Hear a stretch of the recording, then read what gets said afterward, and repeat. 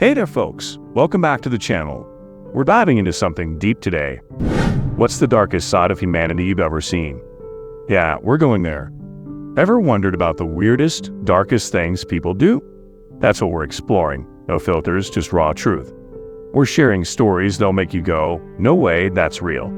From shady parts of society to the stories that'll make you think twice. So grab a seat because we're taking a tour through the shadows. Before we start with the first story, please hit subscribe and ring the notification bell to stay updated with us.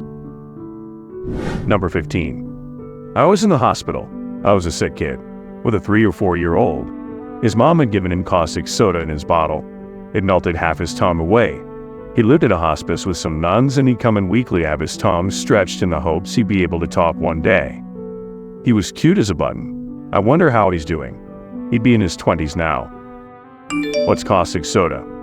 Sodium hydroxide, also known as lye. We call it caustic soda here. Number 14. 2 years ago, a girl from my school got raped by 3 guys and posted online. One committed suicide and the other 2 had fled the country. Most of my school has seen it and she is living in severe depression and social anxiety. So sad. That's f***ed up. Number 13.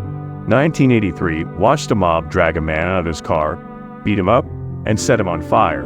I was 9. 1988, watched bodies float down the river, and people who had been tied to telephone poles and set on fire with tires. 15. Helped drag bodies out of 2 bomb sites, 17 and 26.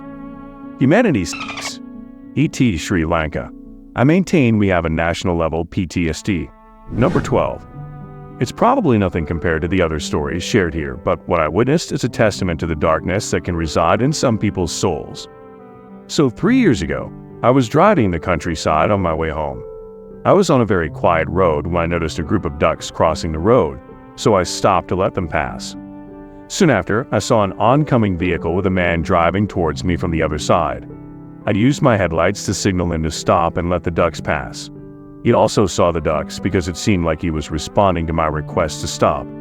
He slowed down as he approached the ducks, but then suddenly accelerated, killing a large number of baby ducklings. I felt sick to my stomach witnessing the carnage. And while he was driving beside me, he was smiling as if relishing the notion that he had caused harm to the ducklings. I got out of my car and tried to say something, but he sped off. Some people are just messed up. Number 11. A bit late to the party, but here's mine. I work as a firefighter paramedic. One of my worst calls was for a disturbance between a wife and the husband. He was hitting her, while drunk as f***, and they were both so belligerent we couldn't figure out what was wrong till the wife started to finally make words instead of scream, and she said, "He killed my baby."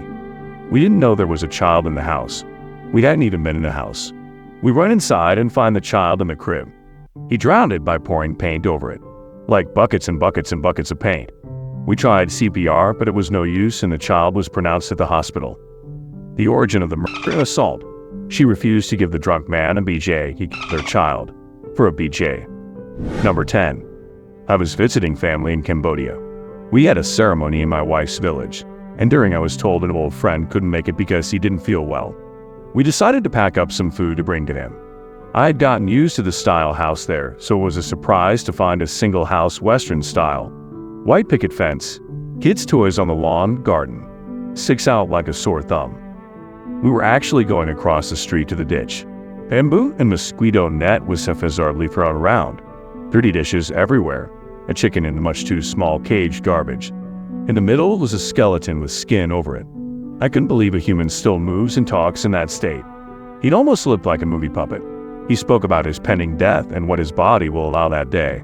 Out popped an elderly woman who chimes in she will not be far behind him. She shows off what looks like a pregnant belly. It's from hepatitis. I was obviously taken aback by people willingly passing away in a ditch. I asked if they have family. My wife said yes, and pointed to the Western-style house. The owner was watering his lawn at that point. He smiled and waved at us. We waved back. It took the old man 3 weeks from that point to die, in the ditch, across from his son watching TV on his couch.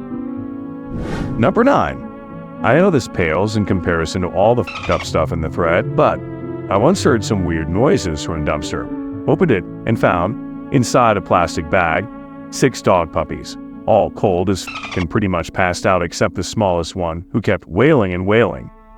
Took them out into a vet, and he basically told me, "Now mate, they're done for." Took them home and put them in a basket with blankets and stuff. They died one after the other in a couple of days, the smallest being the last one to go. It broke my heart, and I don't eat them like dogs. I can sort of understand, for a very narrow definition of understanding, how a hatred can bring people to do horrible things to other people. But this, you could have solved it in a dozen different ways, without spending a dime and wasting maybe 2 hours of your life, but he chose this. What the F are you? Number 8. I was beaten up by a mob, and someone in that mob repeatedly tried to hit on my medulla oblongata region. I was coming back from visiting my would-be wife.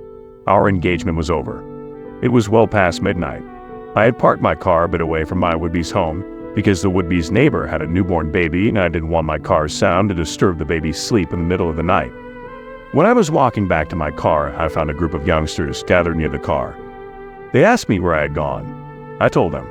They got suspicious because apparently there were thieves in that region. Someone took away my phone and checked my messages. About 10 people surrounded me. I tried to keep calm and tell them that if they had doubt about me, we could go to the police station. The person who took away my phone came running and kicked on my chest. I fell on the road. He was accusing me of philandering. Immediately, the rest of the mob kicked all over my body while I was lying on the road. They then pushed me off the road and started beating me up from all sides. I was trying to protect my vital areas. There was nothing else I could do. Then came the repeated heavy punches with some solid object from my back. The first one landed on the back of my neck. I quickly covered the back of my head with my hands. I knew that one serious blow in that region could me or put me on my bed for life. After a while, somehow the leader of that mob realized that I was coming from my would-be's home, received her call on my phone, and he asked the mob to disperse. I ended up with a broken nose, torn dresses, broken neck chains, etc. I drove my car straight to the hospital. Took a photo of my face before the nurse dressed it up. Gave a complaint for attempted homicide in a local police station. I was okay with the mob violence and the beating. That was not something I couldn't take. I was pissed off because someone was trying to hit on medulla oblongata region. My life had been very hard and I was finally having a good time in my personal life and at work. And some reckless kid taking all that away with a few blows was infuriating. The case was later settled outside of court. For a while after this incident, I felt a previously unknown fear when talking to a group of people. In my mind, I felt that someone from that group could immediately land a kick on my chest, and then I would be beaten up. It got all right after a while. A sequel to the story is that the mob leader was caught by the locals from a home where he was philandering with a woman whose husband was working overseas. He was arrested based on some charges and the news came in newspapers.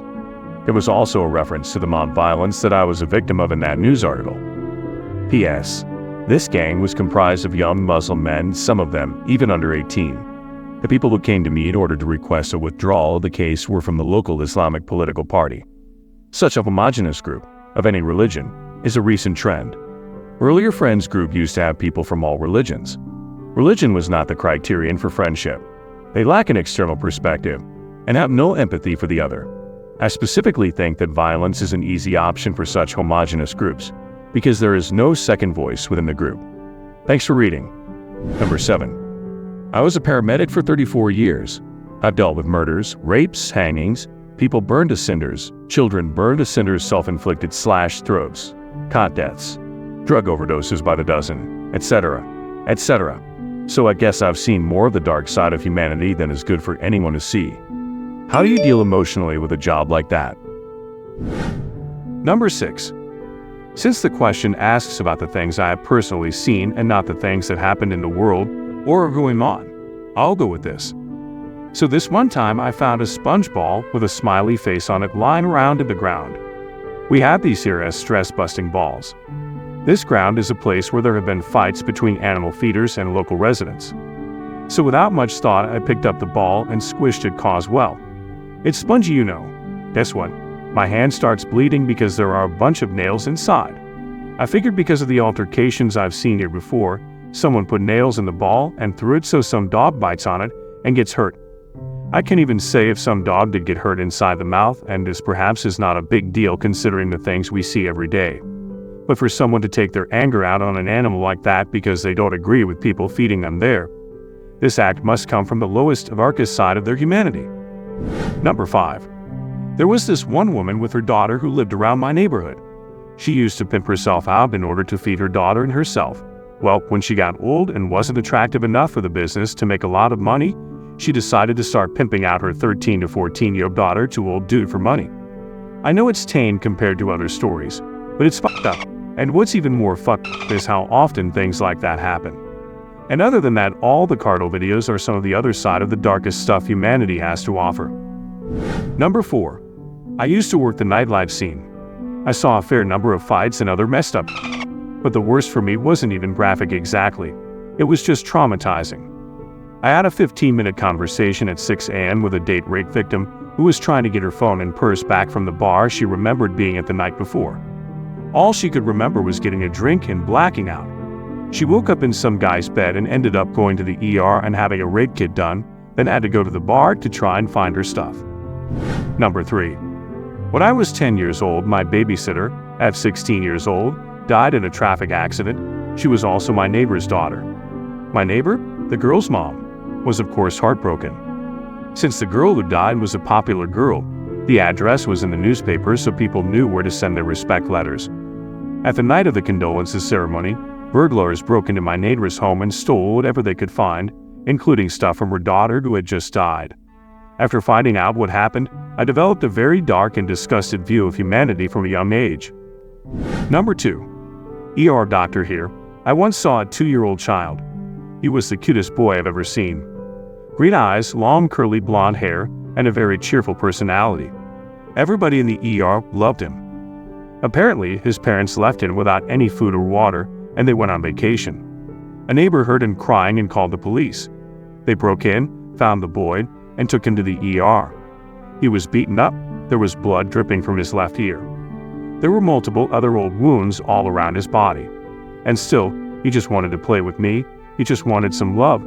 He tried to hold my hand. I broke down and called my senior to continue examining him. I have seen teenage suicides, homicides, all kinds of but this broke something inside of me. Number 1. The day after Christmas sale at a major department store.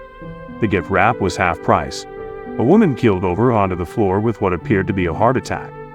People continued shopping over the top of her legs. Store employees had to form a circle around her to try to get her blocked off from the crowd. The ambulance crew had to nearly fight their way through the crowd to get to her. No one would move. The attempted rescue took far longer than it should have. Even when she was on the gurney being taken out, people were still shoving the crew. Alright folks, that's a wrap on our trip through the shady side of humanity. Thanks for hanging out and digging into these wild stories with us. Remember, even in the darkest tales, there's often a nugget of wisdom. So chew on that food for thought and drop your own insights in the comments. Stay curious, stay awesome, and get ready for more mind-bending chats about this crazy thing called life. Until next time, take it easy and keep being your awesome selves. Don't forget to hit the like button and subscribe to the channel. Catch you in the next one.